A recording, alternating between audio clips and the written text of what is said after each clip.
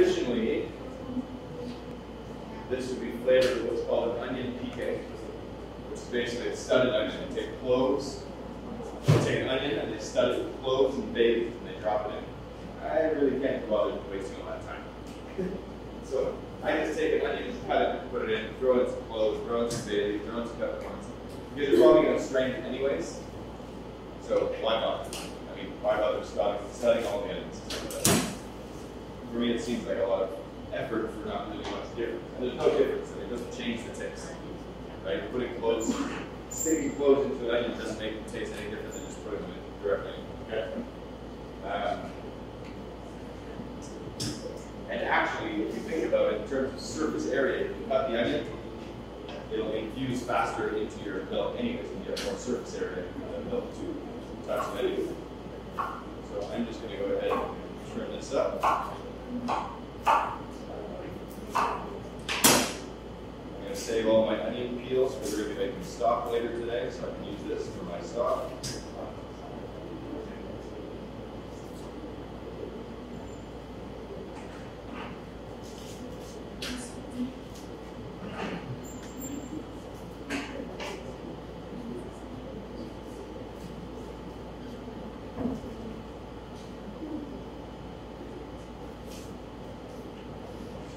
So normally when they make this, they would either take a whole onion like this, they would put a bay leaf on it and stick cloves into it, and drop this whole thing in the milk. That kind of takes a long time, and I'm really impatient. So I'm just going to cut this up into large chunks, because as I said, we most likely will strain this anyways, so I don't see the point in spending all that extra time shoving cloves to the side of the onion. A couple bay leaves, black peppercorn, some fresh nutmeg. I didn't bring these cloves up, but I would also put some cloves in if I really wanted to. If you're going to make like a super traditional recipe, you could add in some whole cloves as well, but I'm not too worried about it. I'm going to take a little bit of nutmeg.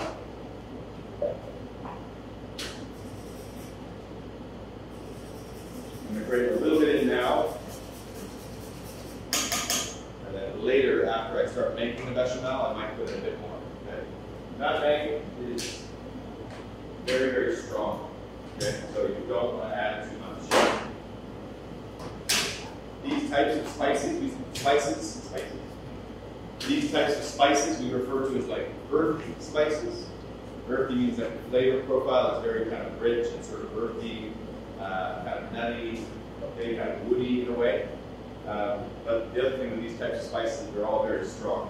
Cloves, nutmeg, mace, they're all really, really strong spices. And if you use too much of them, they'll completely overpower your dish. And there's really not much you can do once you've added too much cloves or nutmeg to something. It's pretty much ruined. Okay?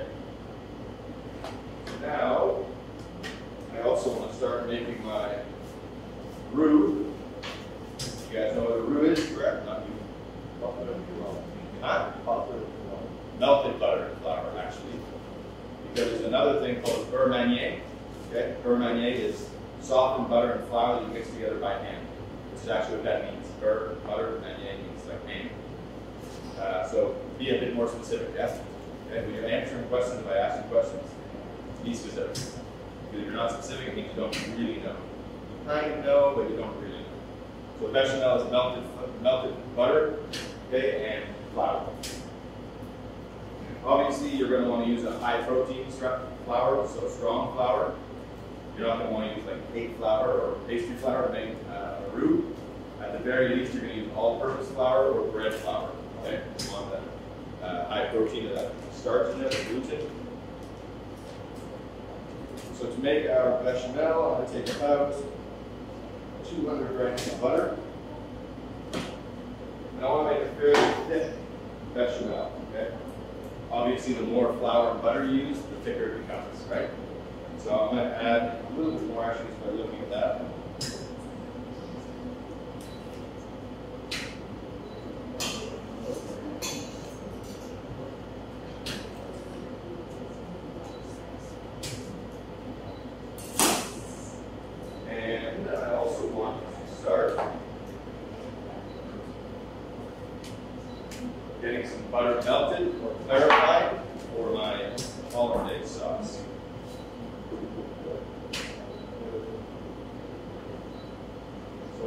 working in a kitchen, okay, you have to always be thinking ahead, right? Planning ahead.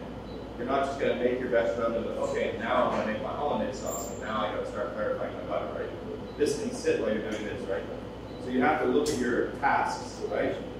And every day when you work in the kitchen, your chef will give you a set of tasks, right?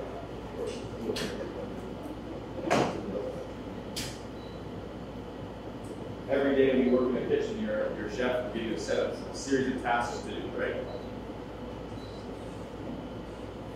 Okay, let's put in induction. Okay, you want to get pause for induction? Yeah. You want me to do that? Try that again. Anyways, every day your chef will give you tasks, right? A list of things to do, mise en place, right? And you have to look at that list and be able to organize it in your head, right? So that you can perform the tasks effectively, with high quality, and also in a fast way. Okay? Kitchens are very fast-paced environments. Okay?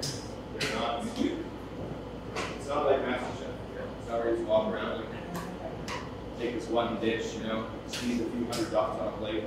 That's not realistic. Okay? And if you talk to most chefs in the world, they will all tell you the same thing. That is not realistic. There's no kitchen I've ever seen in my life that operates on that level. Okay, where you just very casual. They don't exist. All right. So I'm going to add a bit more butter to my clarifying butter here. If I have too much, that's fine. I can just chill it in the fridge. So does anyone know what clarified butter is? What is clarifying? Anyone know? Of course. Anyone know? I got to stop asking my questions. Like, why is this the way it is? I know why. Does anyone know what clarity is? See, a nice student took all this extra little butter and wrapped it up and made a nice little package. Yeah. Very nice. Kind of a waste of parchment paper, but still. Very nice. Anyways, does anyone know what clarified butter is?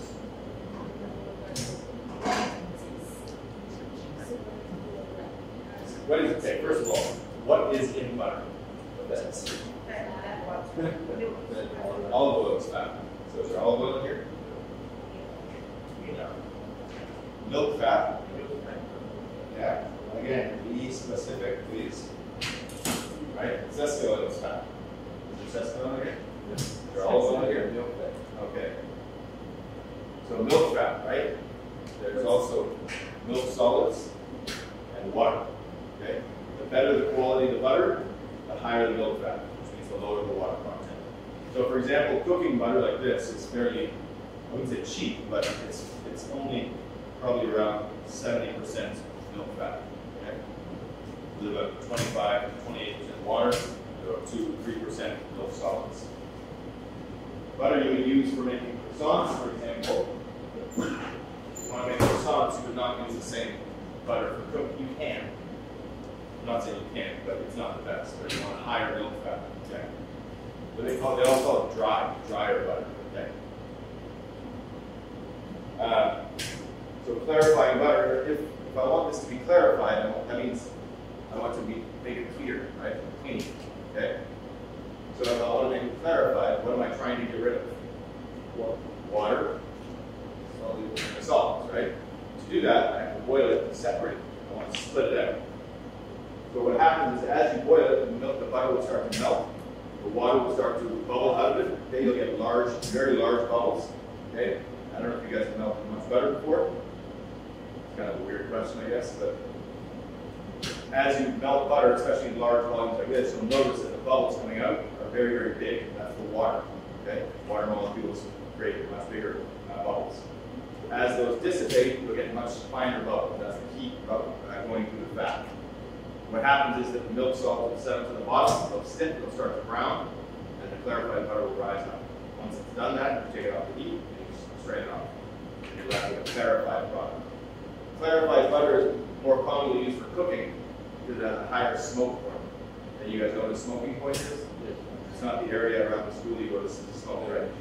That's also your smoking point. The smoking point is the temperature at which an oil starts to burn, right? So something like olive oil, extra virgin olive oil, has a very low smoking point, right? because it has impurities. The more impurities something has, the lower the smoking point. Okay? So that's why butter burns very easily, right? Because it's not the fat burning, it's the solids, right? So you don't necessarily need clarified butter for hollandaise. It's not. You don't use clarified butter. It's not going to ruin it. It's just more traditional. Okay, makes it a cleaner product. So I'm going to do that. This butter now, my roux is melted. So I'm going to add in the flour. And I don't really weigh it anymore. I'm kind of used to making it. I kind of know how much. When you make bechamel for any kind of roux, you just kind of want equal parts flour and butter. Maybe, depending on what you're making, a slight bit more flour. But it really depends. So now I'm just going to mix this together. Probably a little bit more flour. This looks pretty good.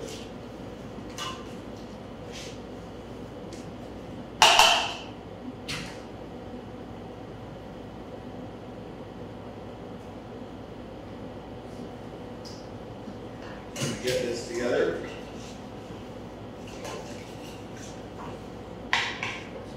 So there's the roux, okay?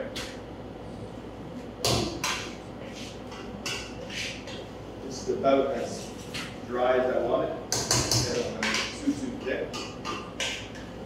Now, I mentioned before about bechamel, right? It's a milk-based mother sauce. You had mentioned stock, right? So stock, the most common stock, so there's two. One is Espanol, which is a brown sauce, plus mother sauce. The other one is velouté. So velouté traditionally is made with white veal stock, okay, or white chicken stock, and roux. But the roux is not the same as the bechamel. The bechamel we want very clean, very white, right? So we use the white roux. This is considered at this point a white roux. No, it's not really white, right? This is considered a white roux, okay? But for a velouté, you want to cook this roux until it becomes brown, okay? Like a hazelnut color, light brown, dark brown, depending on what you want it for. And then you would add your stock. That would be a velouté. Depending on what kind of stock you use, it changes the name of the sauce, okay? At any rate, so my roux is ready. Just going to turn this off while my milk gets warm. Just about ready. It's just warming up now. What we don't really want to do is we don't really want to boil the milk. Okay, cooked milk, like boiled milk, has a very off taste. Okay, so we just want to warm it up. And once it's warm, you can see just some steam starting to come off in there. Okay, that's really all I need to do. Now I'm just going to let that steep like I would tea, right?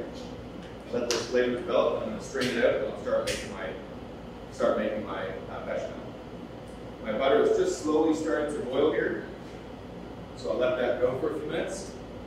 So we also got today, we're going to make three things, right? Eggs Benedict. So we've got English muffins. If you guys want, next semester, I can show you guys how to make your own. Okay? These are not so common in Taiwan. My wife likes to eat, she likes to eat out. So we often go for breakfast every morning or whatever. I'll see like Eggs Benedict on the menu. I'm like, oh, Eggs Benedict, yeah. All right. Even though I know in my heart I'm going to be sad at this point. I'm going to be disappointed. I know.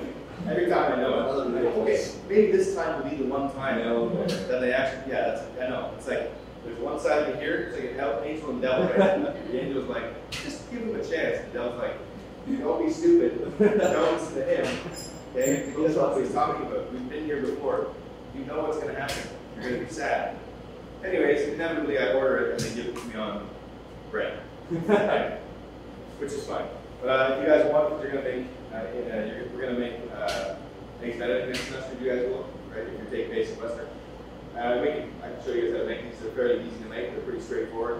Okay, so I think it's a good dough to know how to make. It's a kind of odd cooking process for doughs. Okay, it's not common, and they can be very useful for a lot of different things. Anyways, so we've got some English muffins here. That's probably enough. The other thing too is that when we order these at school, what was it again? 60? The minimum order is 60 pieces. Even though they come in bags of 20.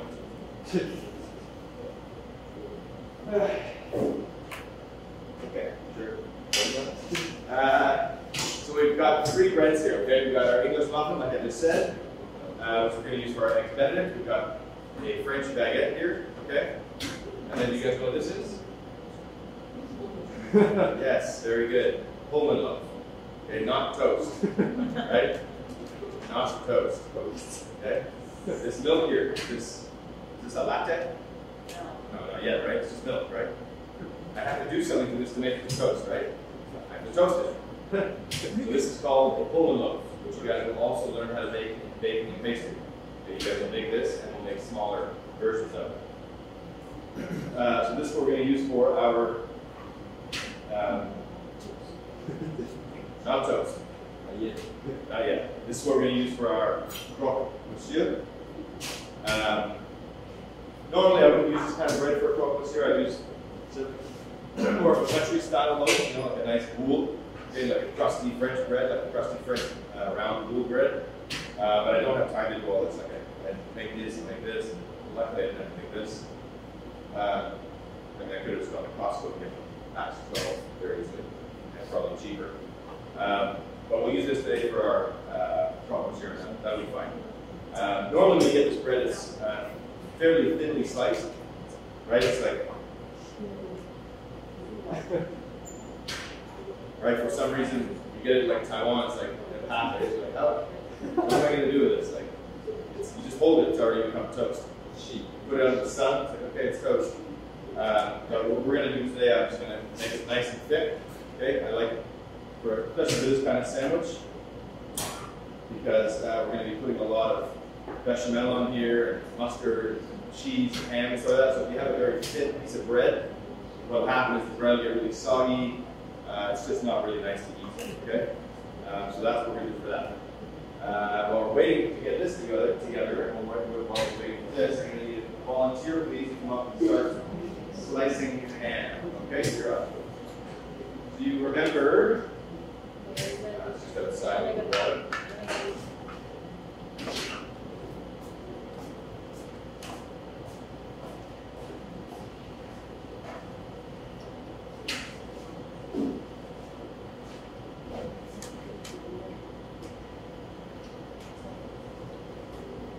If you recall from the previous class, right, we took our ham, right, our fork oil, we grind it. I tied it, smoked it, right? And then it's just been in the freezer hanging out.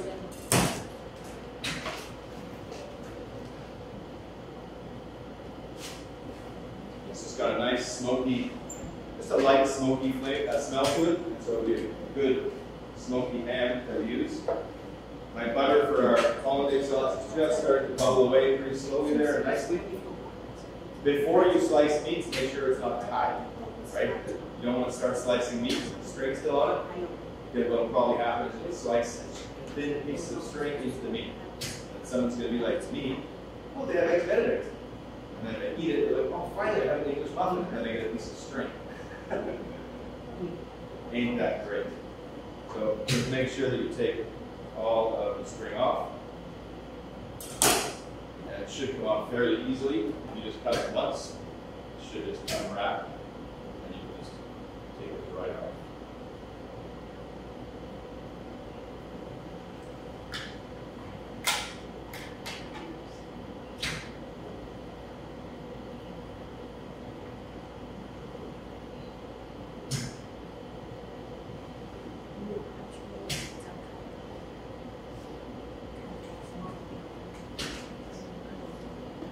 And so for this, we're just going to use the meat slicer to slice it nice and thin.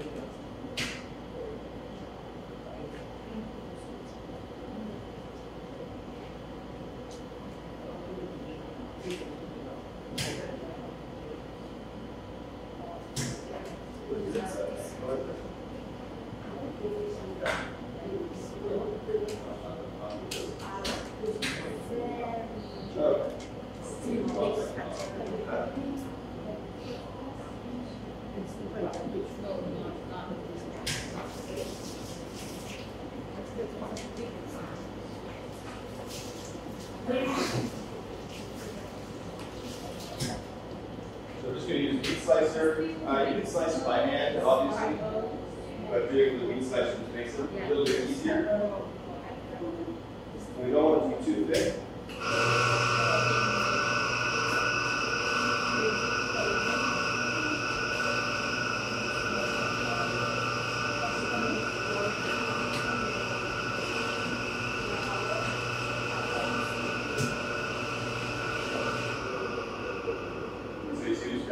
This nice pink inside, right? See the color is still sort of nice and rose colored, right? That's sodium nitrite reacting with the hemoglobin and keeping it pink. One thing also when you're using a meat slicer, you see this little end here? So what happens is it's just natural that as you slice it, the last bit of the meat sort of doesn't get cut. It sort of pulls underneath. So what you want to do is every 5 or 6 cuts, just flip it upside down, right? And then keep going.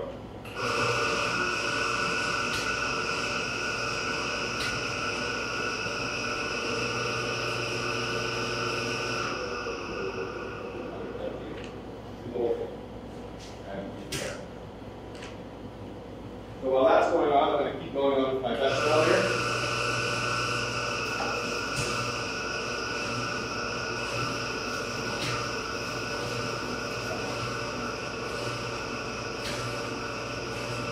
My butter is just really starting to boil away here. At this point, you don't want to go too far, okay? When you're doing things like butter or sugar, they have sort of a very slow temperature rate, okay? Butter takes a while to start boiling and to start clarifying. The same with sugar, right? It takes a long time to start melting and turning brown. But once it does, it starts going very fast, right? So you don't want to go too far away from that. So I'm just going to strain off my milk here.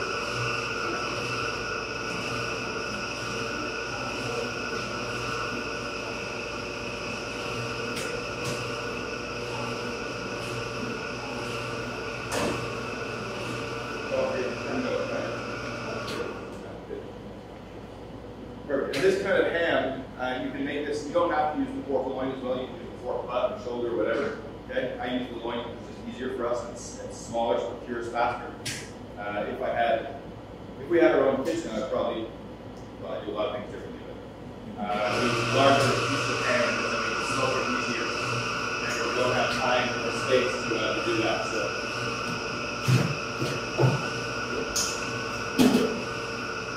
All right.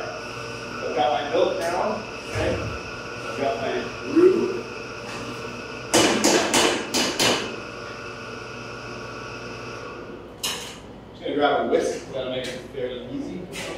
Yes. Yep.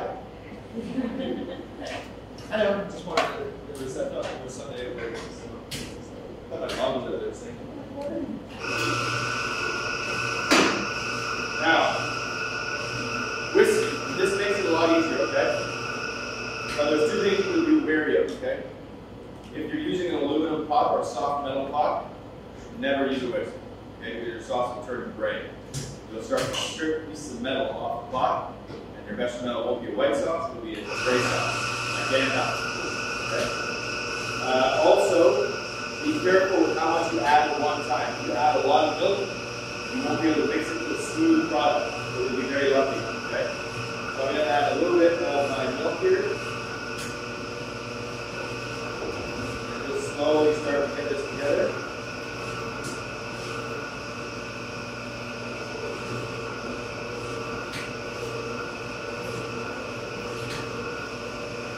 Once this is all mixed in, then you can add the next batch of milk, okay?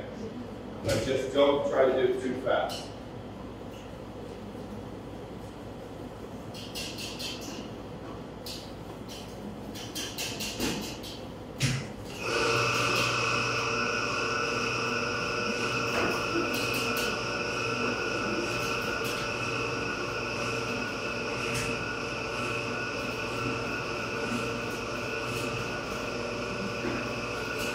Also, when you guys are mixing things or cooking like this, you have to make sure you're stirring and you get the entire surface of the pot, okay?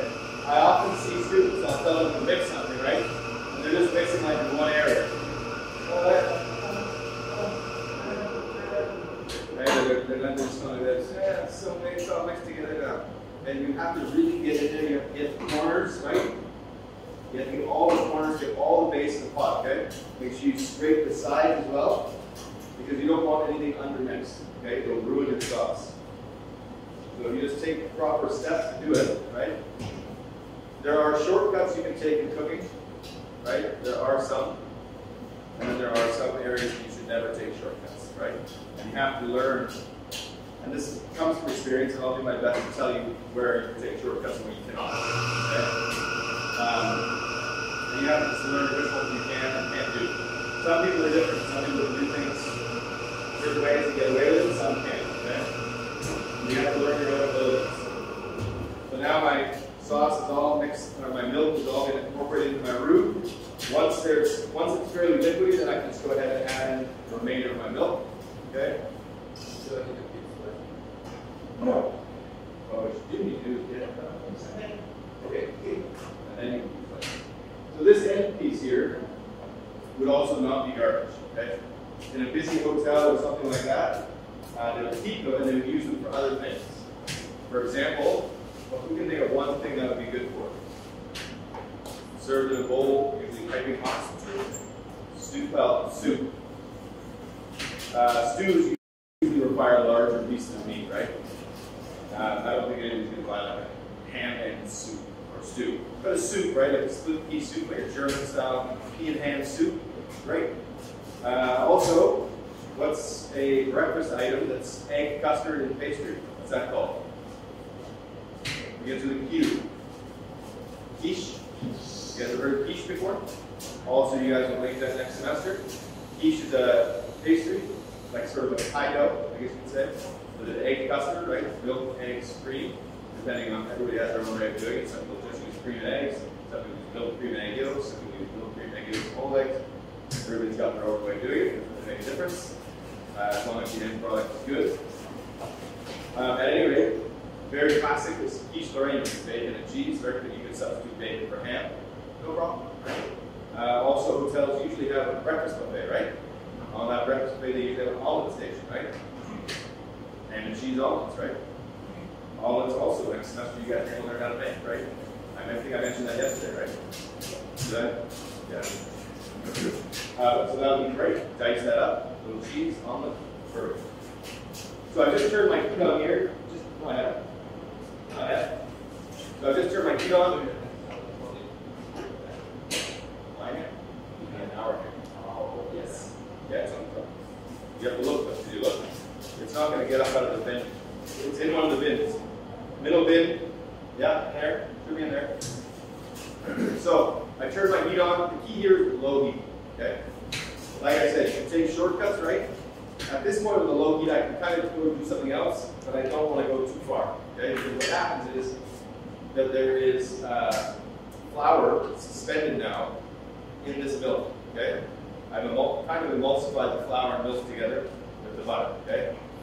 But if I leave it, if I don't stir it occasionally, what will happen is the flour will settle to the bottom, right? Sediments, right? The flour will settle to the, yeah? You do the same thing I'm doing. I did it like this, and she's like, for most of you, that's weird, okay? So if you just leave it, the flour will settle to the bottom, okay? And then it'll stick, and then it'll curve, all right? So what you want to do is as you gradually heat it, is just stir it, make sure you get all in the corners. You want to make sure that it gets mixed thoroughly through the, yeah, that's nice. Good. All right. Proper knife. Yeah, probably home shaving his head, trimming his eyebrows. And now he wants to cut it. Yeah. Yeah, good. That doesn't seem like the best way to use a knife. At any rate, you don't want to go too far away from this, okay? Because the last thing you want to do is spend all this time making the infused milk, the roux, getting it all mixed in, and then think to yourself, like, I'm the greatest chef ever. I can make bechamel. And then you go over and talk to him about using an exacto like pan, and you come back first, okay? Now, if you're going to stay here, you can turn the heat up a bit, okay? If you're going to stay here and not go anywhere, turn the heat up, right? No big deal. As long as you're mixing it, okay? If you're gonna turn the heat up to a higher heat, then you have to stay right here, and you have to mix it the whole time basically, okay? But it'll get cooked a lot faster. But in most kitchens, you can't really stick yourself to a pot for 10-15 minutes as the flour cooks out, okay? You have to do other things, okay? So I'm just gonna turn this down a little bit, and then move on to something else. So my butter is still just clarified there. What I want to do is now get some eggs to make my hollandaise sauce.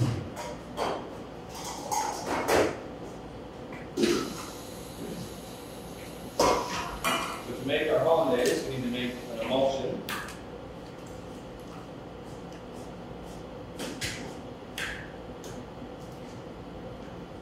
And basically it is an emulsion of egg yolks, acid, and fat, being butter.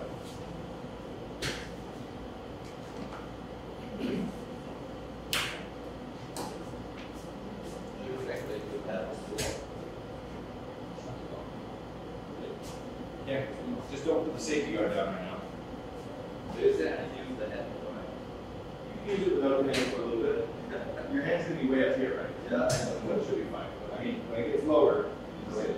Okay. That's good.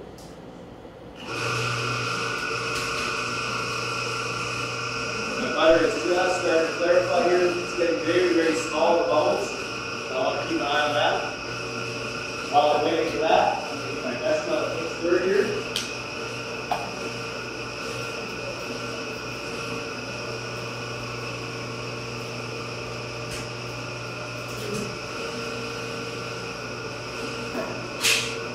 Now I want to take a few egg yolks.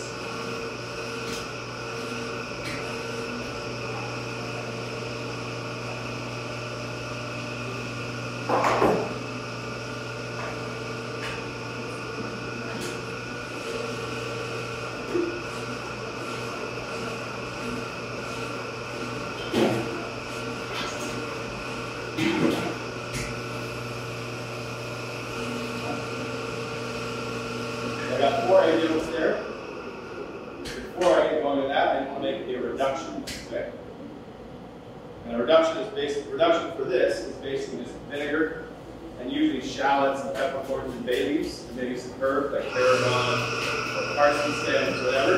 We're not going to really worry about that too much today. It's going to make a quick reduction using champagne vinegar and some peppercorns and bay leaves. Now what I do is get a small, just a very, very small frying pan or sauce pot. I've got here some champagne vinegar. So I'm going to take a little bit of champagne vinegar. A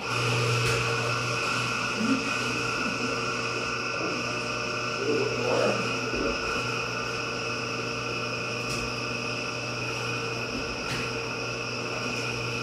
In that, I'm going to take a bay leaf and a couple of peppercorns. Slowly let this start to reduce.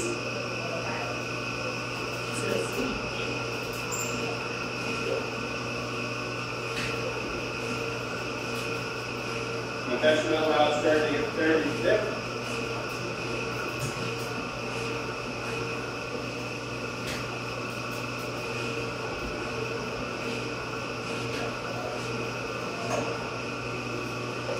Get a little taste here, right? We want to make sure it tastes good. So I'm going to season it with some more salt,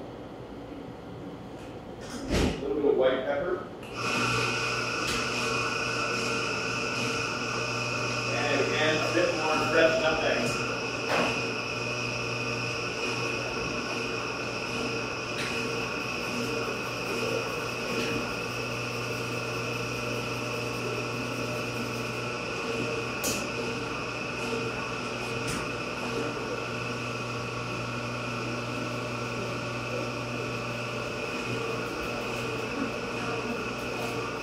Stirring this, I'm kind of keeping an eye on my melting butter here, right? Because I don't want it to burn. I'm also kind of keeping an eye on my reduction here. Though this isn't as big as a deal. Okay, so it gets a little over reduced, I get to add a little water and it'll be fine. How are you doing there?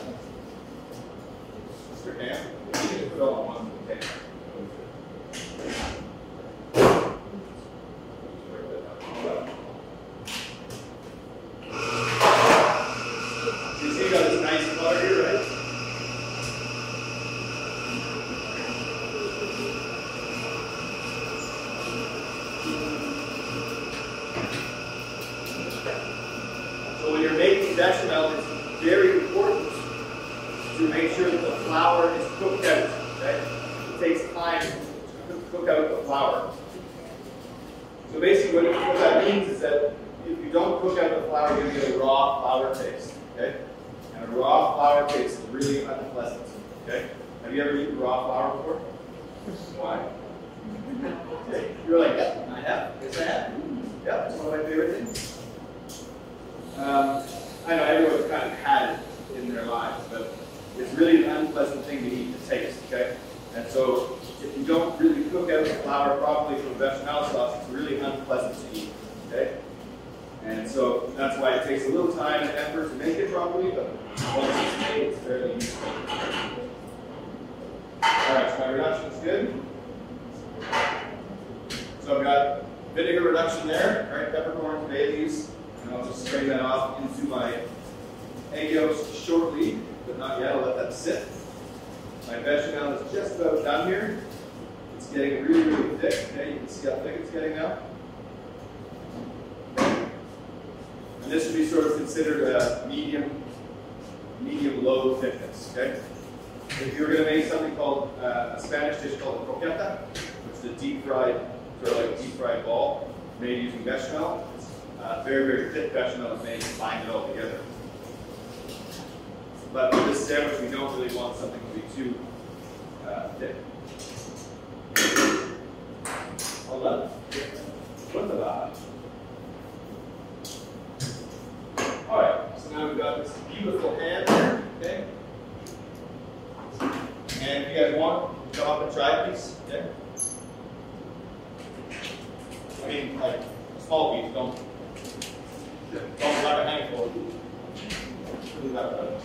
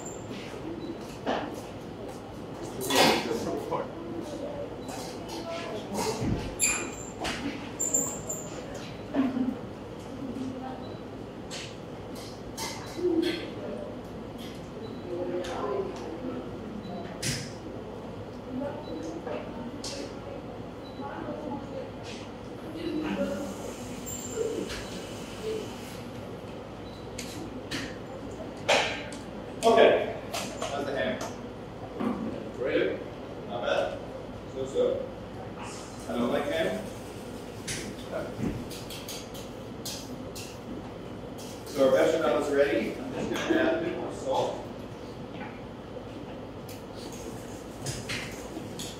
I'm also going to add something untraditional, but something I really like, Worcestershire sauce.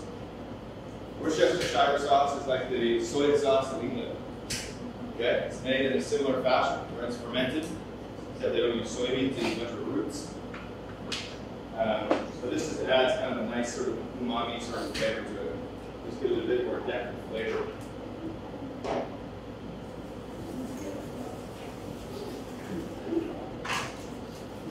And a little bit of mustard.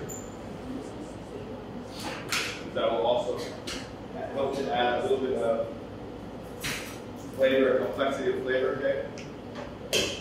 And a little bit of that.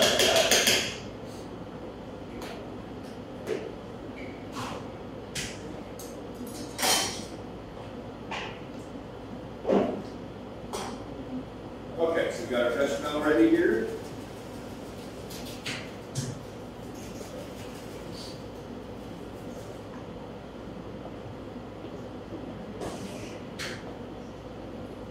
Grab a couple of trays. We're going to just kind of build, some sandwiches on here and then toast them in the oven, okay? I'll do a couple batches. like I said, I want slightly thicker cut bread, just because I find it works better for this sandwich.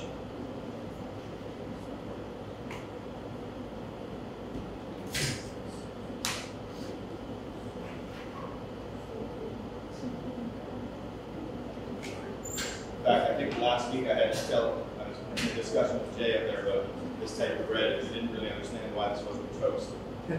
No, it's not toast. It's like, yeah, it's toast. No, it's not toast.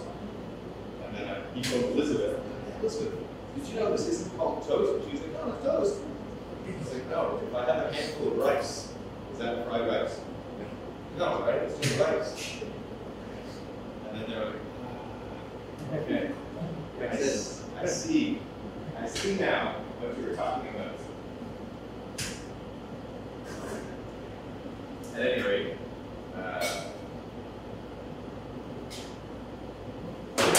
it's good to understand products properly, right? So on this bread, I'm going to take a little bit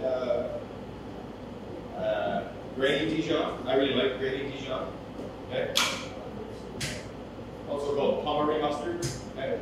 I just like this. It doesn't have Dijon has like a pretty spicy or sharp taste.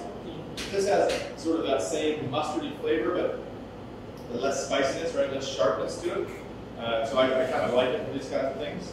So on one side here, I'm just going to put a small spoonful of Pommery. Not too much, just enough to give it a little bit of mustardy flavor. And this will kind of be our tops.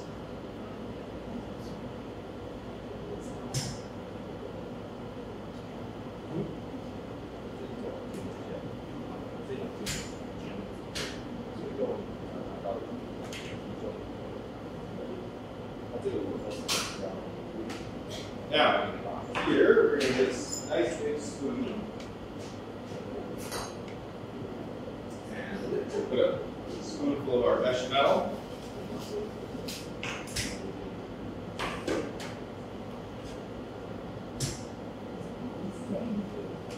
Now, some chefs really put this stuff on thick when they make these sandwiches. Like really, really thick, yeah? I don't like, I mean, I'm going to put more on after as well, but some guys put tons of it on. I don't like so much, so I'm not going to put that much. I find what can happen is that it becomes really mushy. The whole sort of sandwich becomes really, really mushy, and it's not really, it's like something you would serve to an old man. There's like no teeth or anything like that. So now we're going to put a nice big portion of ham in each of these. When you're building a sandwich, okay, and this kind of doesn't just relate to sandwiches, but when you're making anything, right? If I take 6 pieces of ham, right, and I just lay them thin like this flat, it doesn't look like anything, right? So if you just kind of curl them around a little bit, give them some height, right, some definition. So to the customer, this looks like there's a lot of meat. If I take the same amount of meat and lay it all thin like this, the sandwich would be like super thin, right? And the customer, I guarantee you, if you made 2 sandwiches using the exact same weight of meat, but just stacked it differently, and gave it to 2 customers sitting at the same table, one customer would complain that he got less meat than this guy, right? Because they just look at it and just think that it looks different, right? So there's something different, even though you probably weighted and it's exactly identical, right? So it's always a good idea to make sure that you make things the same, right? But also just take an extra minute here just to put it down in a way so that it looks more valuable, right? The customer will feel like, wow, this thing's, it looks really big. You'll think, wow, this is going to take so much money. And I can see where I'm getting that value from, right? It looks like there's so much meat in there, even though you might give it the same to 2 people. All right. So there's our ham, a little bit more bechamel on top.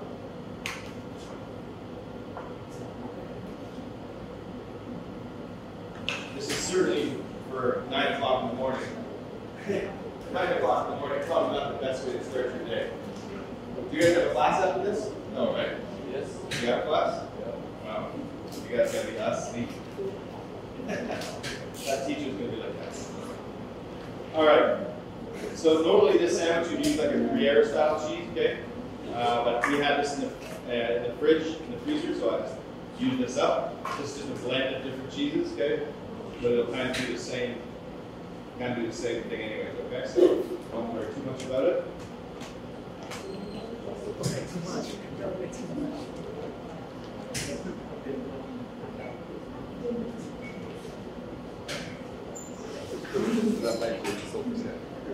So you can see why this sandwich is sort of like, it's the kind of thing you eat.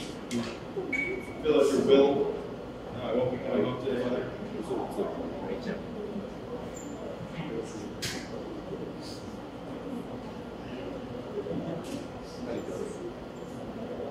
And then a little bit just when you thought it was safe. Now we're going to just cover the top vegetables.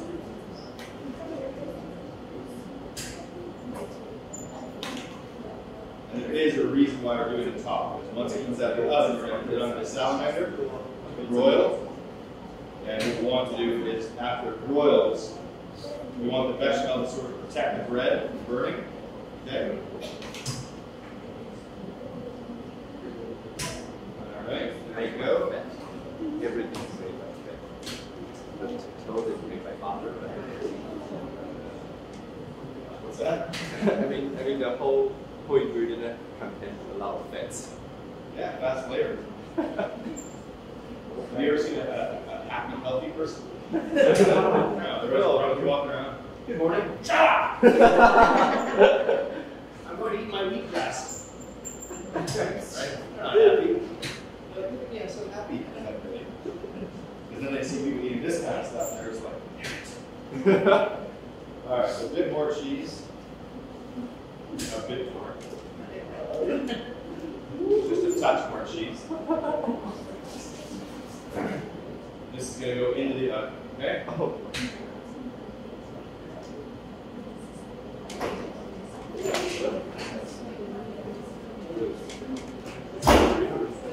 So, okay, another batch of 8. Can you do me a favor? Or Pearl, maybe you can go. Just ask Darla to show you where where the salamanders are. Just test one out to make sure it works. You never really know what works and what doesn't work. Every week is different, right? It's like Russian roulette. Does this work? Does this work? Does this work? I don't know. All right, so we're going to cut another batch of bread here.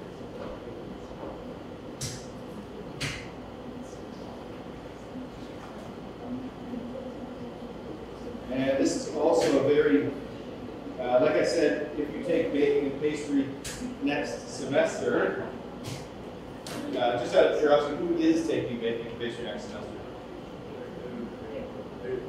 What? Everyone. How do you know that?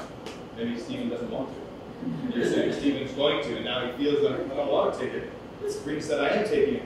Does that mean I have to take it now? I don't really want to take it. She already said I was. What am I going to do? At any rate, so everyone's taking baking pastry? Yeah. And what about basic Western? Everybody. You love this. That's no. Well, if you want, let me get most of this done. And while you guys are eating, I can sort of tell you week by week what we're going to make next semester. Just to give you guys an idea, okay? But also, I'll tell you a little bit about how those classes run, because I operate my classes much differently probably than you're used to. And I'm sure you've probably heard, I don't know. Heard? Well, apparently I have a reputation in the school for being mean. Now, I don't necessarily consider myself mean. I'm just direct. I'm just strict and I'm direct. But the thing is that I don't want to give you guys a false. When you get into the industry, okay, it is hard. Okay, just hard. Not the nicest of people. Okay? It's just the nature of the business. Okay. I'm kind. I'm fairly kind. Well, but in the school, like a lot of teachers are much more nice than me. Like, it's okay. Just don't wear your hat or don't wear shoes. And like you're just like whatever. Like leave that anywhere you want for a month, even if it's rotten. It's fine. You know. Anyways, I don't work my classes like that, okay? And yes, I would say that I'm nicer than actual industry chefs because I know what they're like. And I think if I was like an actual industry chef, half of you would probably go home and cry every day. So I choose to be about 60% realistic with you guys. But I will tell you, so in basic Western, I'm much more strict, and I push you guys a lot harder. You have time limits, you have to get things done on certain times. If you can't, that's it. You don't make it today. Sorry. Okay. And then in advanced Western, it's a little more relaxed. I want you guys to have a bit more fun. It's sort of the semester before your internship. I want you to sort of relax. You not want to kill everybody around you. So that's how it works. Okay. Let me get this done first, and then I'll tell you guys a little bit later about what we're going to make in baking and pastry, and what we're going to make in basic Western, and sort of how those classes operate. Okay. Now I don't know the exact schedule yet, but I believe basic Western's on Monday afternoons, I think, and baking and pastry is Friday afternoons. Okay. So just know that as well.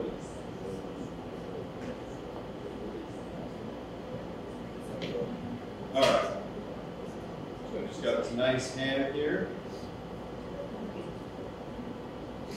And again, knowing how to do these things, right? So now you know sort of the process involved in making this ham, right? And next semester I'll show you how to make this, I'll show you how to make this bread, right? And we'll make quiche, right?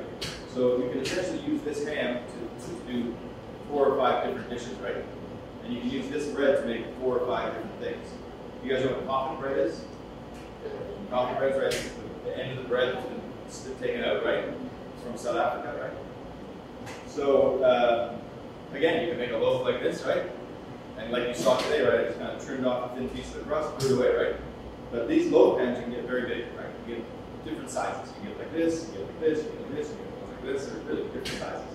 So if you make this in a restaurant, just take the 2 ends off, right? Coffin bread, 2 portions, right? The rest of this used for something else, right? So it's all about sort of looking at how to make things and how to utilize things in different ways to lower the amount of production you do in a restaurant. All right, so a little bit more bechamel.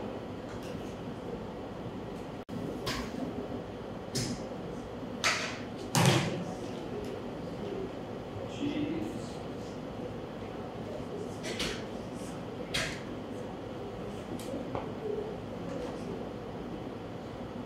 Cups.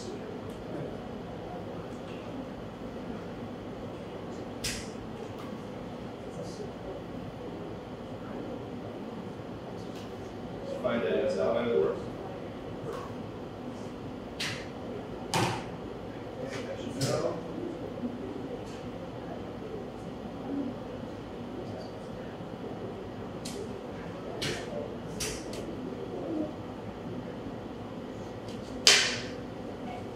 Also, sauces like bechamel, which may, in a lot of operations, be obsolete. They're not really used that much. But in a lot of hotels, they still use them in the banqueting department. Okay, for buffets and so that. It's a fairly inexpensive sauce to make, but it's fairly versatile, right? It's used in making lasagna, right? A lot of lasagna recipes, traditional Italian lasagna recipes use bechamel. A lot of banquet companies, a lot of hotels use bechamel, some other sauces, whether they're doing banquets, right?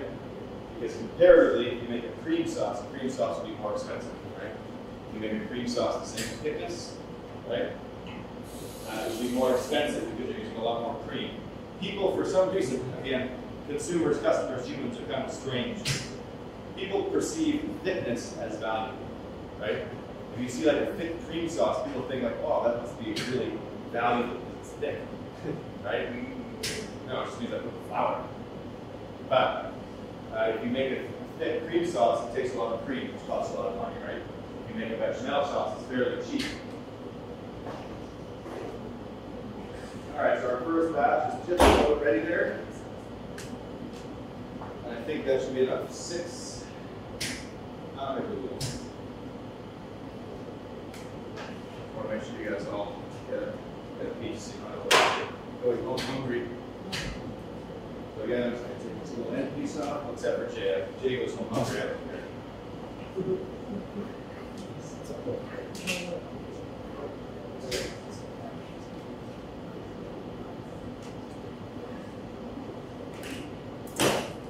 Would someone like to come up and build?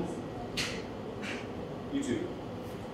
You two can do this, and while you're doing this, I'm going to move on to our pate. There's your cheese, there's your bechamel, there's your mustard, here's your ham. Moving on. I'll make our hollandaise in a little bit. Do you recall last week we made the pate, right?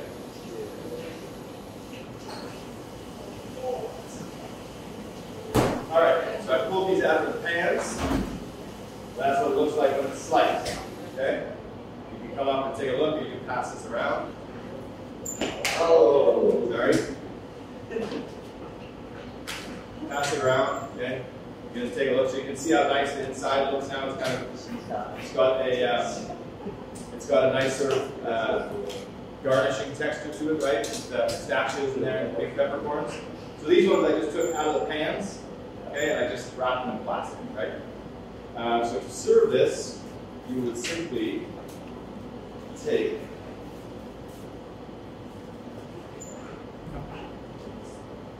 a bit more mustard. Don't be stingy with the mustard. We'll need photos of this too, so we can get some. Take a look of that and that as well, please. Okay. Yeah, sorry. Right, so this is now set in the fridge, right? It's nice and firm. The end piece I'll just take off, okay? Because this is just mostly bacon, okay?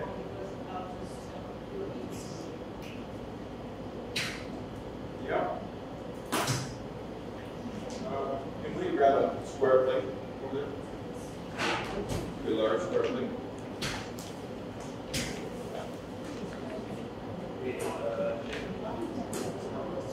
Just one large square plate. Wonderful. Right, you with the mustard. Sorry. A requirement. So this pate, I'm going to slice it.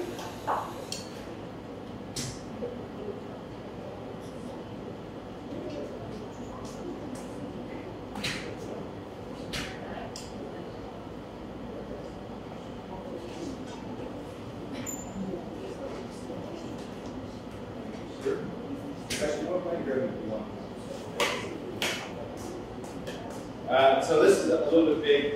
I mean, you could put this on a buffet or something. I'm going to cut it for us. I'm going to cut it in half. Or you guys can break it in half yourselves, actually. That's fine.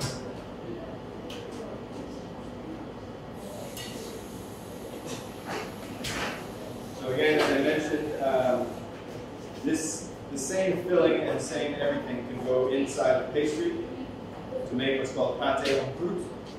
Pâté en croûte is basically the same filling that's been put inside a pastry called pâté à pâté. This is the dough that goes around that type of pâté to make pâté en croûte. Thank you very much. So one more. Do one more. Okay, there we go. That's great. Just pretend to take a photo. We're just going to put in our pocket. It's not in my pocket. I didn't see anything.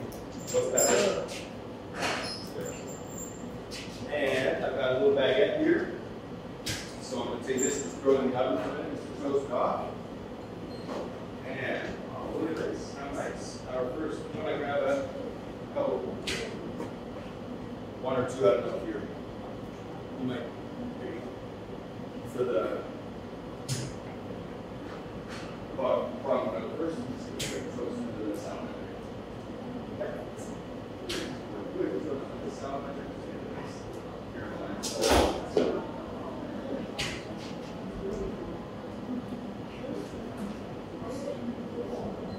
So that's going to go on salamander for a minute. The other thing that's fairly common with pate is not pickles. This is like an American style pickle. They would use a very small one called a cornichon. It was a very small pickle, but I don't want to. We already have these, so I don't want to get more stuff. Because we're coming to the end of the semester anyways, so I want to try and get less stuff. So, but we will a little pickle with.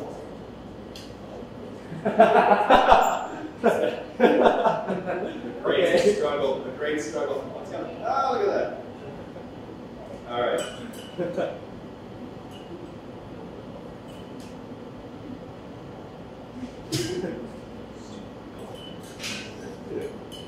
that chair yesterday in class, this pickle jar. Stupid chair, stupid pickles. Have you ever heard of an American comedian named Ellen DeGeneres? Yeah, she's a comedian, blonde. She's got a talk show, right? She's got a very. I saw her in doing stand-up comedy years ago, years and years ago. And she had this. I can't remember the name of the show, but she had this thing. She was talking about, you know, in the toilets, right? There's the toilet paper, right? But when it runs out, you have your hands like this, try to get more. She calls it the toilet paper claw. She's like, the toilet paper claw, the toilet paper claw. And she's a genius. Later in the comedy, you stop for pickles. And she's like, when you're trying to get pickles, you got your hand in like this, pickle claw, pickle claw. Toilet paper claw, pickle claw. Toilet paper claw, pickle claw. She's really, it's an amazing stand-up comedy. At any rate, so I got some Dijon mustard here, and I got some regular Pommery mustard. So just take some cucumber here, some pickles, just a little slice.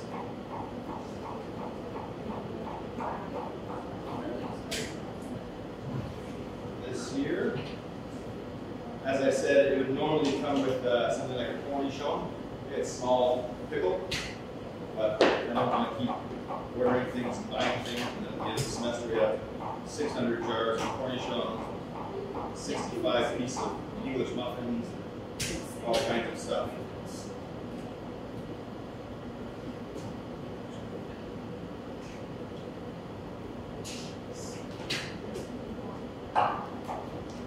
Oh yeah, live action photo. Make sure you can see the sponsor screen. Yes.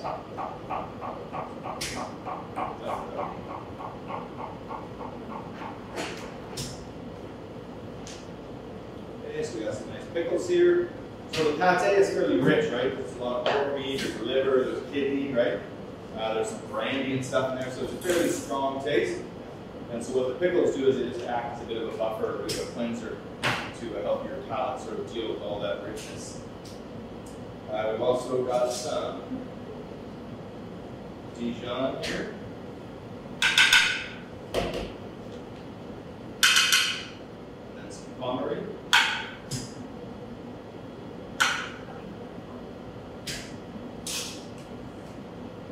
Okay, probably my offset staff up here to help you guys out.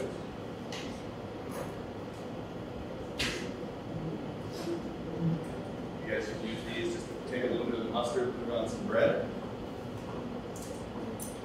And we'll slice one more pate.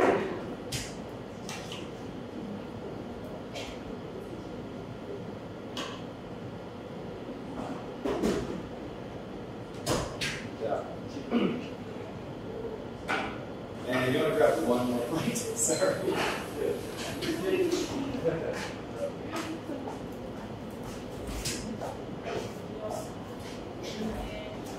Put a bit more bechamel sauce on top. Yeah, come on. Don't be so mean. She obviously hates you guys. She's not putting any bechamel on the sandwich here. Okay, I'll grab a baguette here. Got it.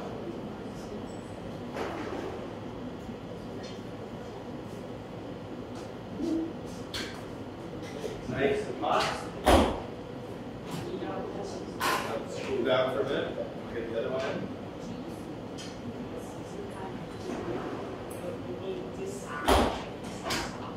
Can you grab one of those towels there in the oven there for the sandwiches? Just take that out to where pearl is and get that under the salamander as well, please.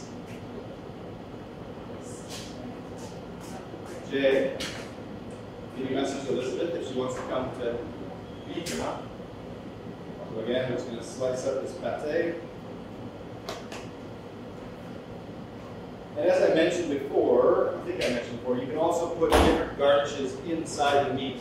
So once your meat is mixed, right, you put a layer of the ground horse meat down, then you can lay it, for instance, like the ham, that ham we have.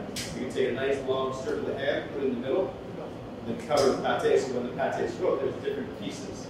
Okay? So there's a lot you can do with pates and the horse meat that goes in them. A lot of different ways to garnish it to make it look different. Oh Lord, look at that. So that can go right there. Oh.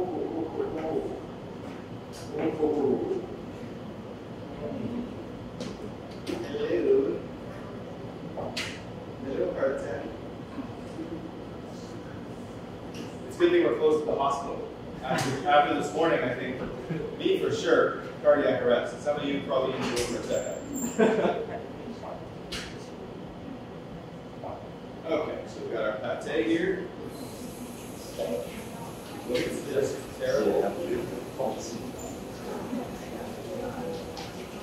you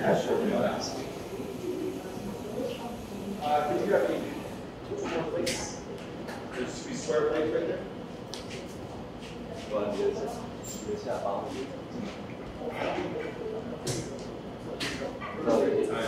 Okay.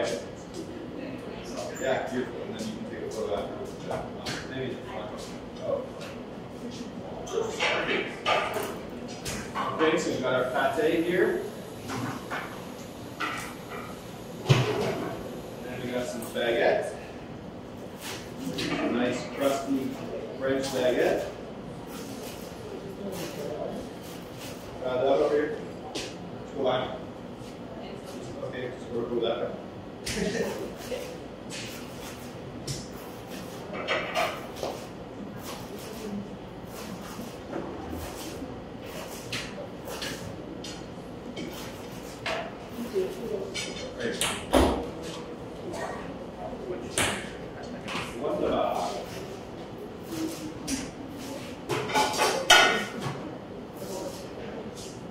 Okay. Now I've just got some nice rustic French baguette here.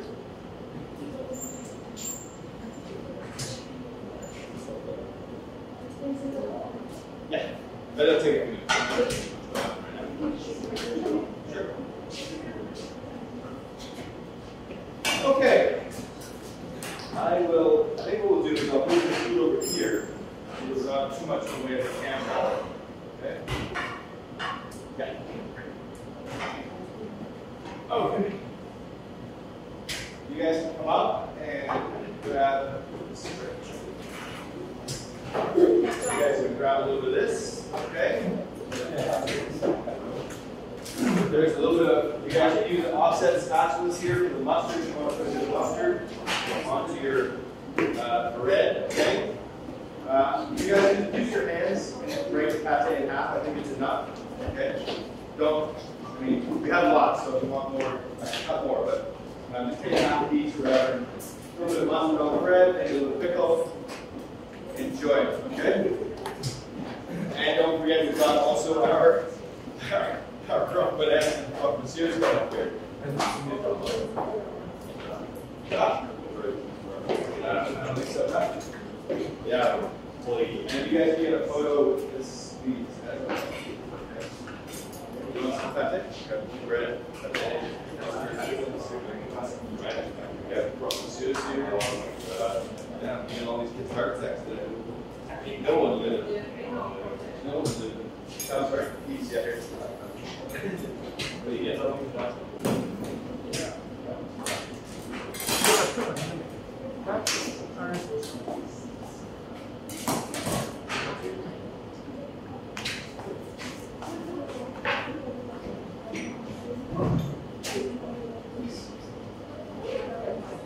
Okay, guys, when you have a second, come and take a look, please, so you know what it looks like. You can see a very big difference in the butter, the clarity of it, the color of it.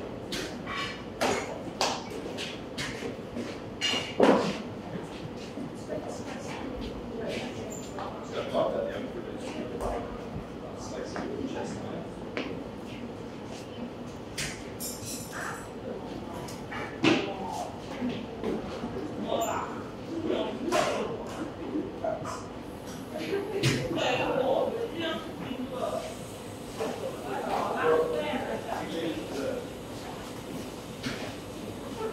Actually, I think we're good. Yeah, we're good. Okay. That's not going to require any more.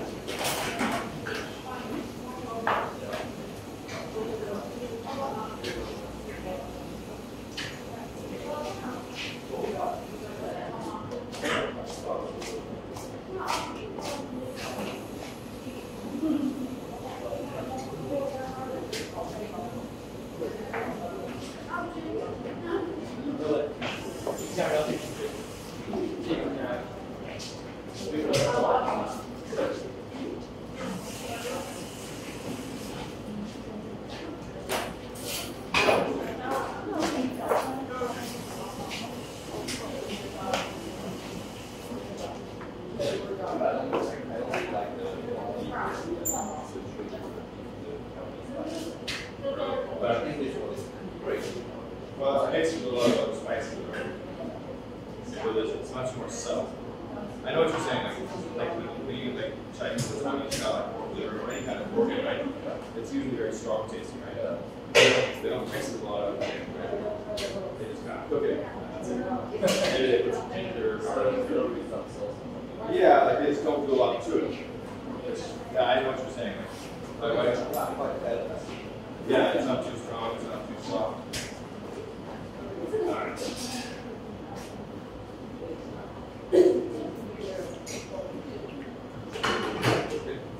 I'll have some bread as well. There's some more pate here, but just do that in a second. I will do it. Okay. I'll do it. My bread. Yes, ma'am. Oh, yeah. It's moving.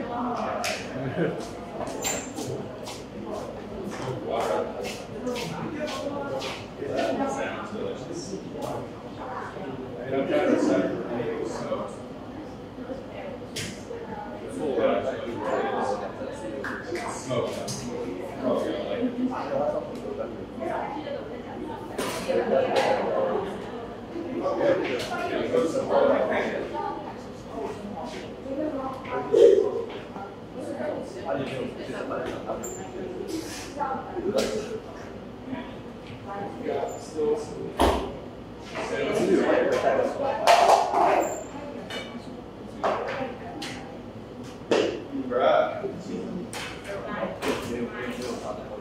all right, so the next thing we're going to get into is our egg Benedict, right?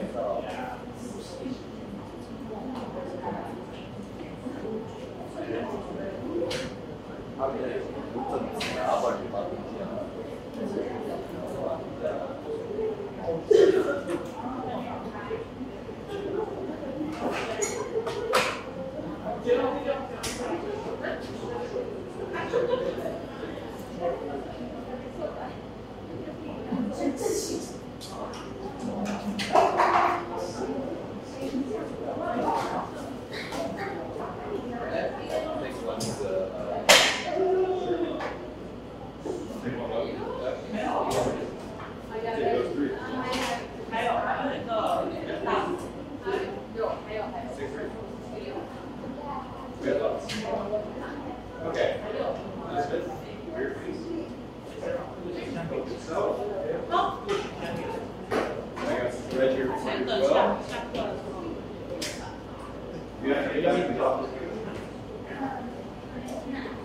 I'm just going to make some egg Benedict. You know, egg Benedict there. Hollandaise sauce.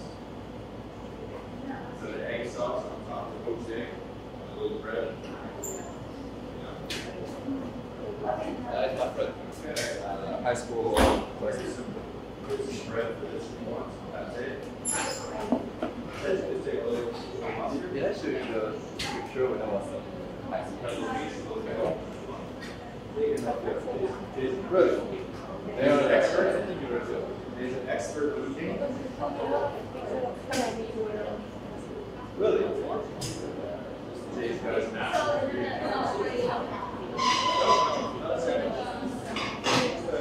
Piece of bread.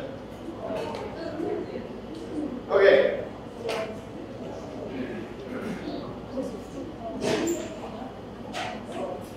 I've got a few more pieces of croque monsieur that they're always cut quickly. We'll get on to our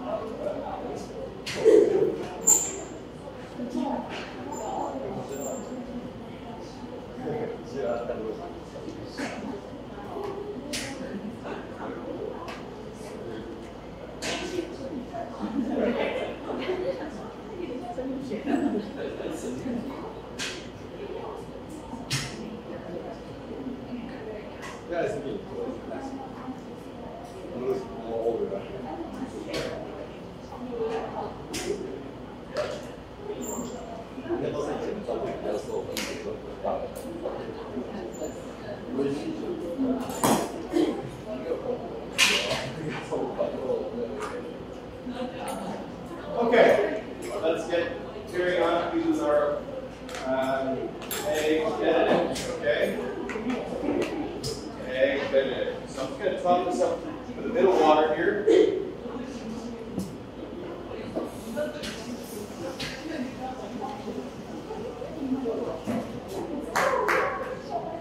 Okay, so I'm going to top this up with a little bit of water here.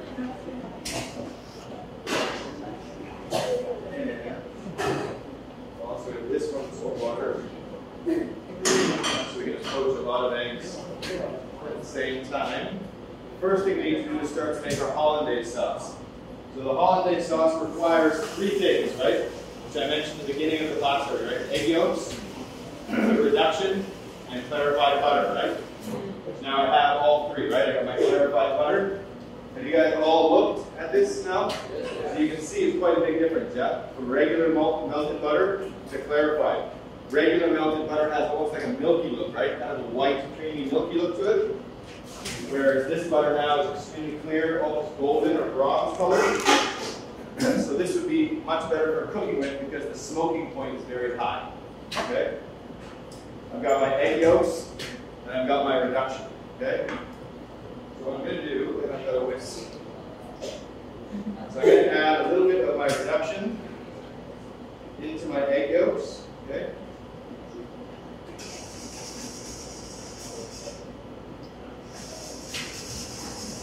I can add a bit more later if I need to. Okay? I've got a pan here, just some simmering water. Okay? Very lightly simmering water. I'm going to add a little bit of salt to my egg yolks. And I'm going to add a little bit of lemon juice as well. Okay?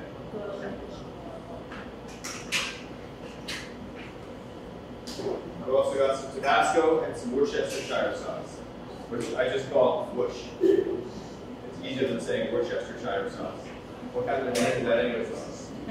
This is the town where it was invented in England. It's from a town called Worcestershire. But you'd think in the past 150 years since its invention, they'd be like, hey, maybe we could call it something different. Like,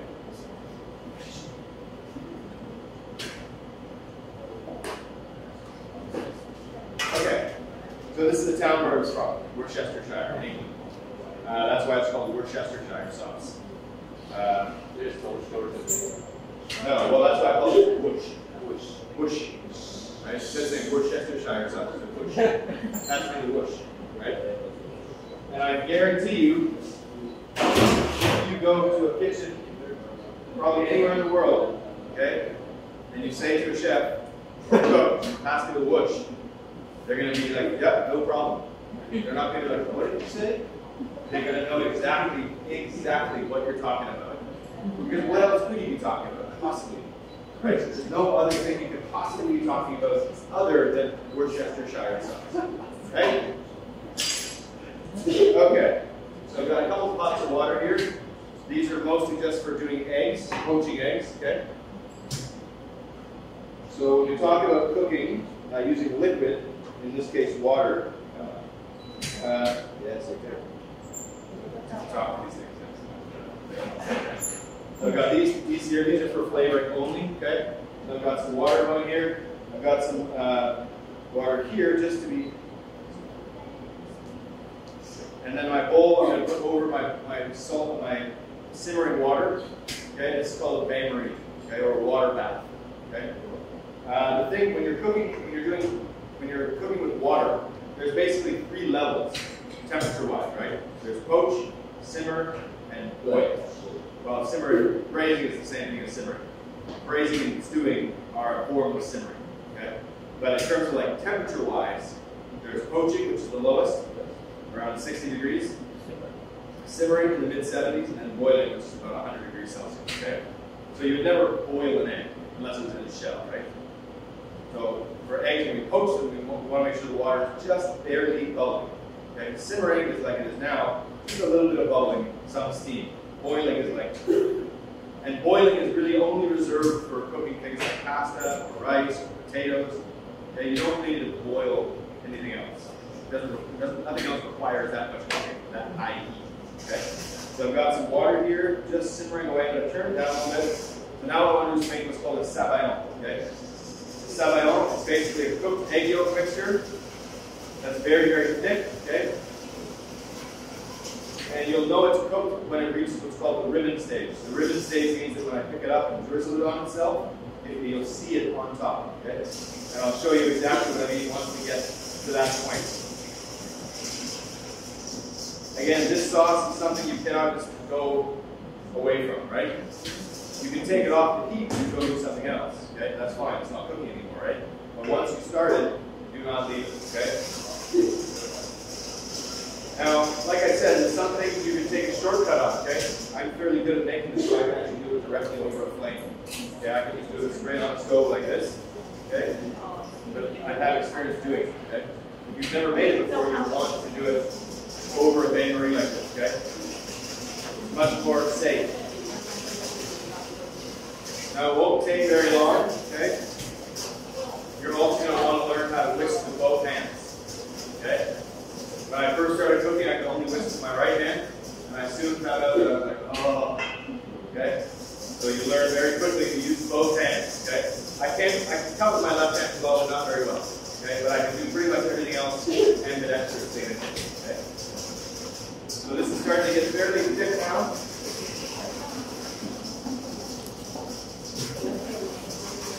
And it will also, you'll notice the color will also change from a darker yellow to a much more pale yellow, and softer yellow. Again, making sure you're scraping down the sides of the bowl, whisking everywhere, so you can see how thick it is, yeah? This is almost ready, and the ribbon stage is when I pick it up like this and drizzle it on it, okay, I can still see the path that it took, okay? That's what we call the ribbon stage, okay? And this ribbon stage is something you'll need to know and understand the concept of, whether you're making hollandaise or even when you're making cakes. Okay, there's a type of cake called a genoise, it's a type of sponge, and where you whip eggs for a very long time, and you also need to whip them until they reach the ribbon stage. Okay? So it's important to understand these terms and that they're not specific to one style of cooking. Okay? A sabayon or a ribbon stage is not specific only to making sauces, but actually can be used in desserts and baking and pastry as well. Okay? So this is just about ready. It's really, really thick now. So I'm just going to take it off the heat, and I'm going to drop in a little bit of butter. I'm just going to whisk this together. Normally I would put this into a jug. I can just pour it, but we don't have a jug, so that's fine. I'll just put a little bit in. And whisk this together.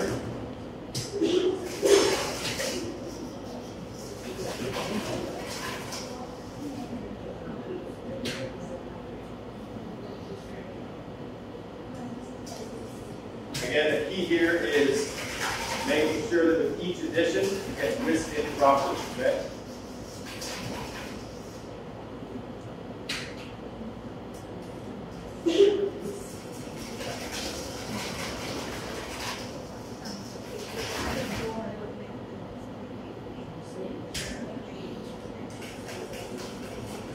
Put it in the hand.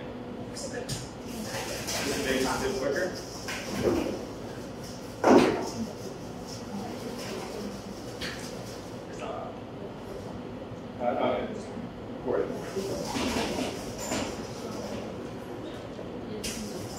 Just slowly, yeah, right. So as I mentioned before, hollandaise sauce is an emulsion, okay? So we're emulsifying two things, egg yolks and oil, fat, okay? Mayonnaise is the same thing.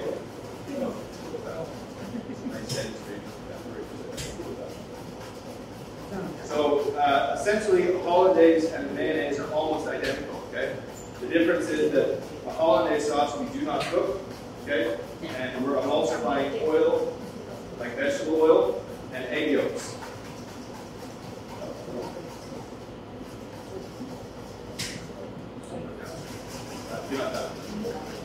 So this is really, really thick now. Okay, too thick for a sauce.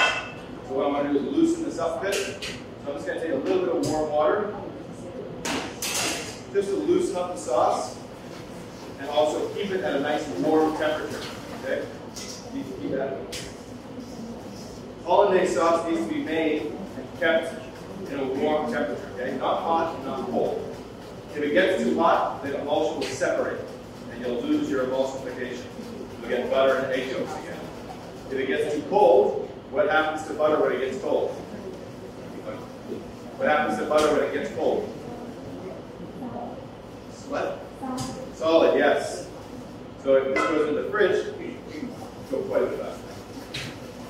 If this goes into the fridge, it's going to turn solid, right? And then I won't be able to use it.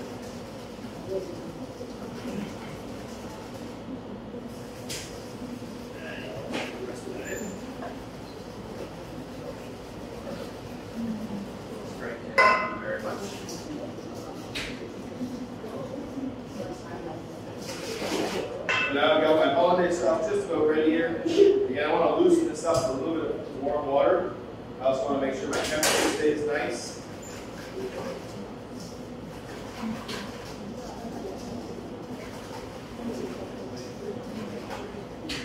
And there we have just a nice emulsified hollandaise sauce. Of course, like anything, you need to check the taste, right? Before you serve it. You need to know what does it really taste like, right? I mean, I can guess because I put things in already, right?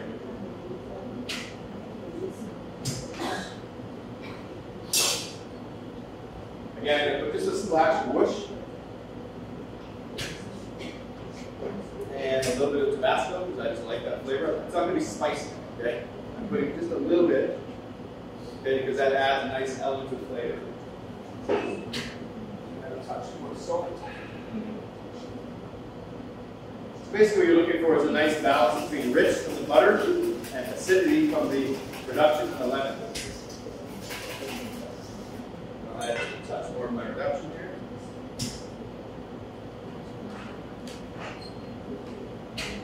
It's also important to remember that the sauce is going on poached eggs, right?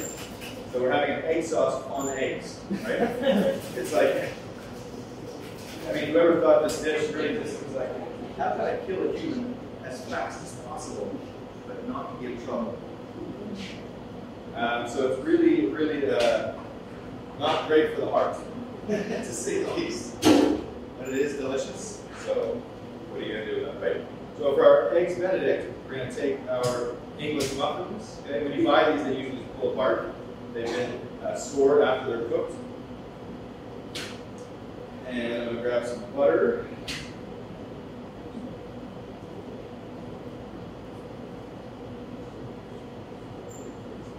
Maybe I get a couple people to wash some of these dishes real quick.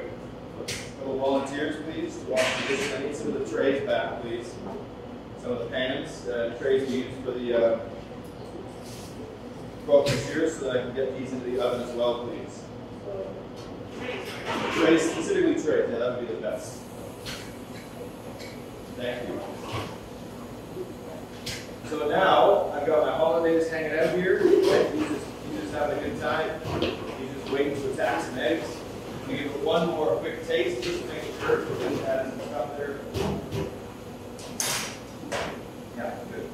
Just a little bit more warm water.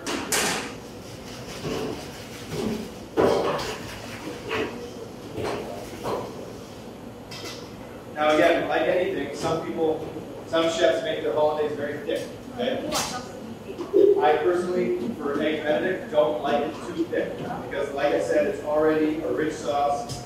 It's going on top of another poached egg with an egg yolk, right? So it's pretty intense, right? It's an intense breakfast, right? Like I don't know how many times you guys have eaten a full English breakfast, or sorry, full egg Benedict breakfast before, but it usually involves 2 of these, 2 eggs, ham, side dish, right? Potatoes, vegetables. It's an experience, right? Like it's a lot. So I got those there ready. I've got a little bit of butter here, which we're going to use to just butter our English muffin before before it goes to the oven for toasting. To make this easier, I'm actually just going to melt.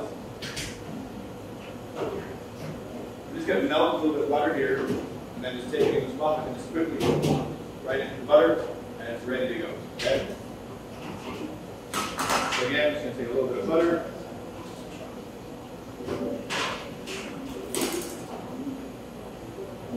Now, poaching eggs. Eggs are extremely delicate, right? They're not something you can cook at a very high temperature. Okay? Have you guys ever seen, I'm sure you have because you've all had tea eggs before, have you ever seen an egg, there's the egg white, right? And then there's the yellow yolk, right? Have you guys ever seen a green ring around that? Yep. Yes, so that is a result, chemical reaction of being cooked for too long, overcooked. The yolk, the sulfur in the yolk mixes with the egg white and forms sulfur dioxide. And that sulfur dioxide creates that smell, that, you know, that egg smell, that really strong, like, yeah? That's created by a chemical reaction from the egg yolk being overcooked at a high temperature to the egg white. Okay? So I've got water here, just poaching gently. I'm going to make sure I have the salt in there. And I also want to add a little bit of vinegar. Okay?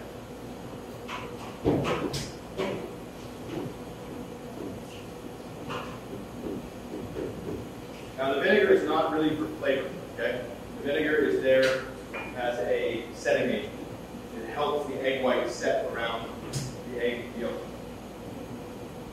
I'm just going to get a little bit more water. Sorry, I'm going to sneak in here. Sorry, but you're going to be super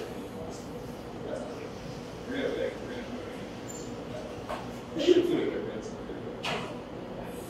So I'm just going to get a bit more water and use my hands here just to make sure that I got a good level. Pretty good there. I'll save this. So we've got our melting butter. This is what I've done. Once we get saturated back, we'll be ready to go. Now when I do eggs, there's a few different ways you can do this.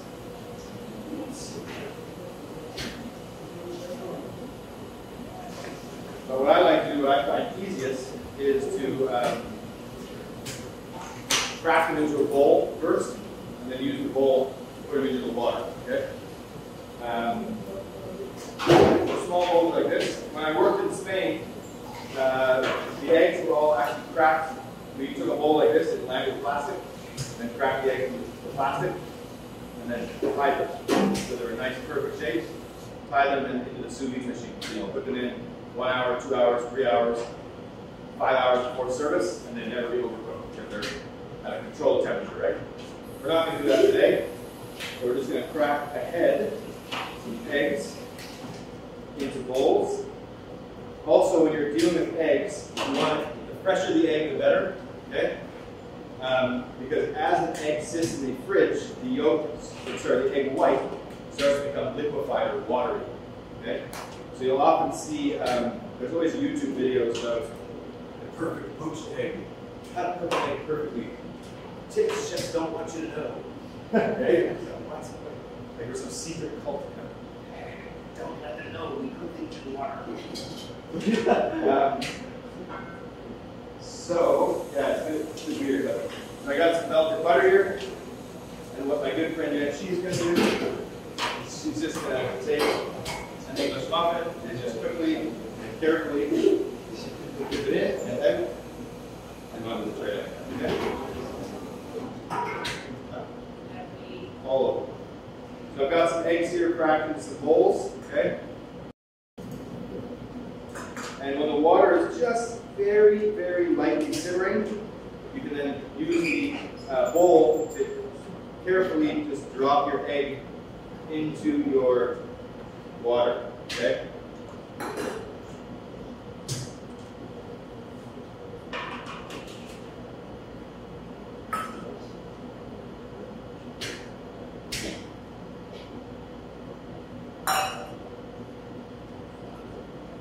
Now this can be done pretty far in advance. So I worked in different hotels where we would poach 200-300 eggs ahead of time, right? And once they're just set, they go into ice water. And then when you need it for service, you just put it back in the hot water, right? if you're doing egg Benedict for 300 or 400 people, and you have an hour, it's not really, this is not really the best system, right? I've also worked with restaurants where you just have you have 50 or 60 bowls, small bowls, in the fridge, just trays, all lined, all pre-cracked, ready to go. And then as you need them, you just take them out and drop them into your poaching liquid. Okay?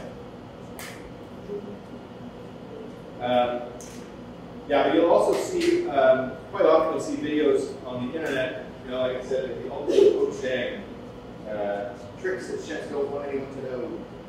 And you'll see things like where people will take an egg and they'll put it into a strainer to get the egg white to fall out, the watery egg white. That's not really effective in the industry. It takes too long. Right? You're not going to see a chef sitting there going through 100 eggs to get all the egg. It just doesn't work. So they just crack into a bowl and put it in. After it's cooked, if there's pieces that you don't like, you can just get them off after, right? Oh, you guys are doing a little crazy in the butter there, huh? Okay, don't worry. I know where we have more. I know a place. Let's put those on that tray and get that to you. So let's get some more butter going here. Apparently, then she doesn't like bechamel, but she does love butter.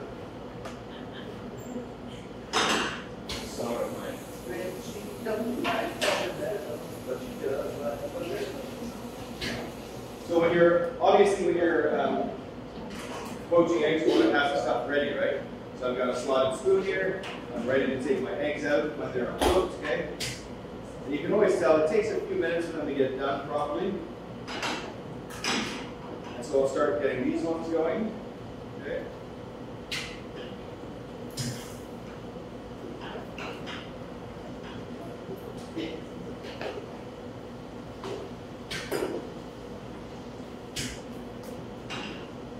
Just dropping my eggs in. I can already tell these eggs are fairly old because as soon as they go in the water, they spread out quite big. But that's okay. I find it very difficult actually to get really fresh eggs here.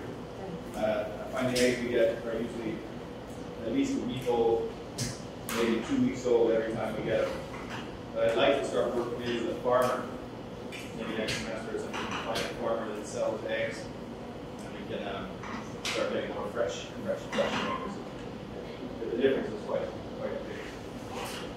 All right, do we have any more plates, gentlemen?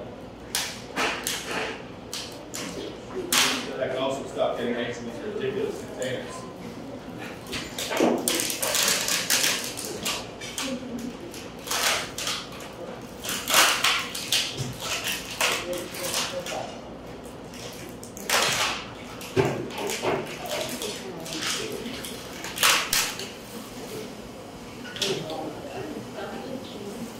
Yeah, please.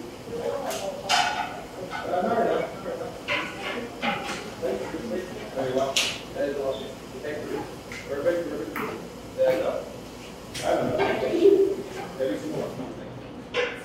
All right, so your eggs, once they're poached, everybody likes their eggs a little bit differently, so I'll get these out now. These are good.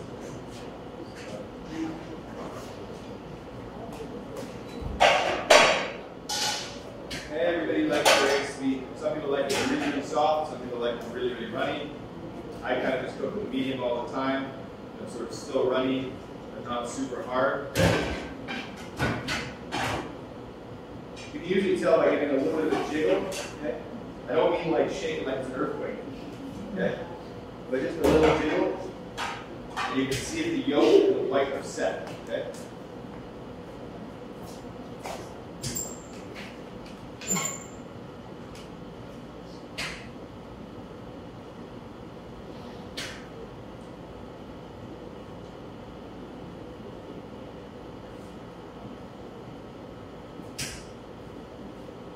Now what I'm doing is I'm just turning this one off, and I can use this to hold some eggs as I finish getting everything ready. Okay?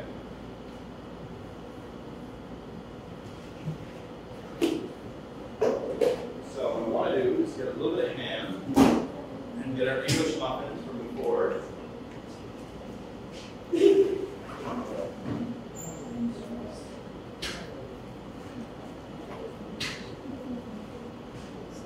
got our English muffins here.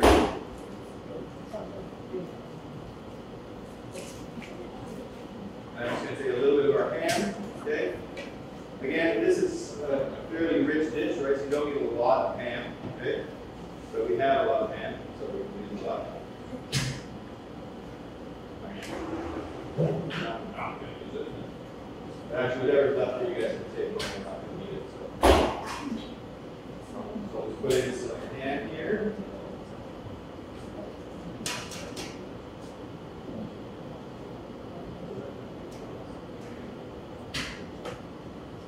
You got a few more English muffins there? Three. You can grab a few more out of the bag here too as well. There's still more in the bag, so it's fine.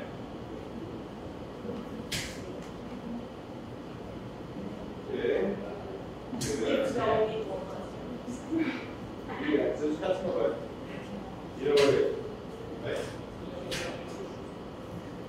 Okay, somewhere around there. So, the ham, I'm just going to put quickly, just for a minute, back in the oven. No, just one trick. Can I have a little trick? We will in a minute. So I put the English muffins back in the oven with the ham on, so that the ham can warm up, right? What you don't want to do is because eggs usually cool down very fast, right? And so if I have cold ham or a cold tomato or something on there, then I'm going to end up, just pull apart. Pull apart. If I have some cold ham or cold tomato on that English muffin, once I put the egg on there, it's just going to start to cool down really quickly, right? And that's not really what we want. Did you get more butter? Good. Start with this first before you even start feeling the apart.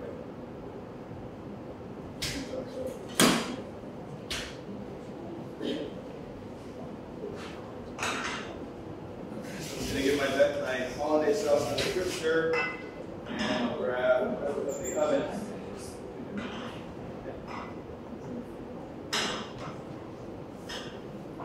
I'll grab out of the oven my English muffins, the first batch.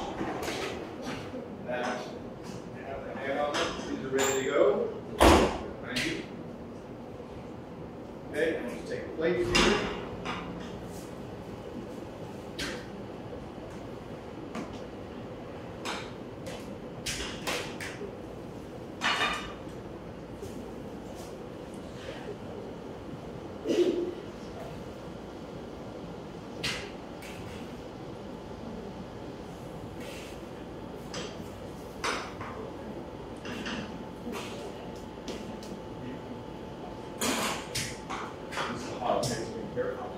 Towel there. Okay, so now we're going to take our eggs.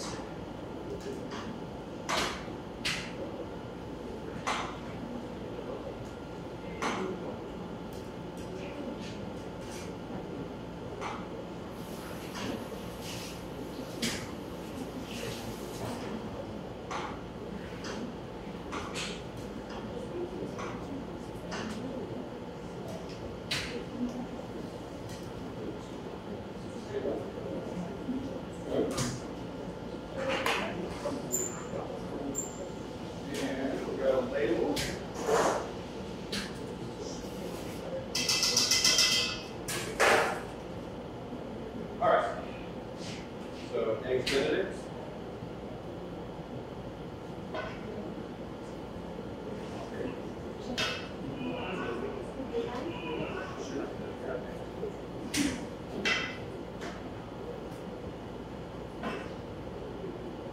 So you can see how the sauce just coats over the egg. It's not too thick, it's not runny, it's not too thin either. You just got a nice coating, okay? So you guys want to come down, have a taste?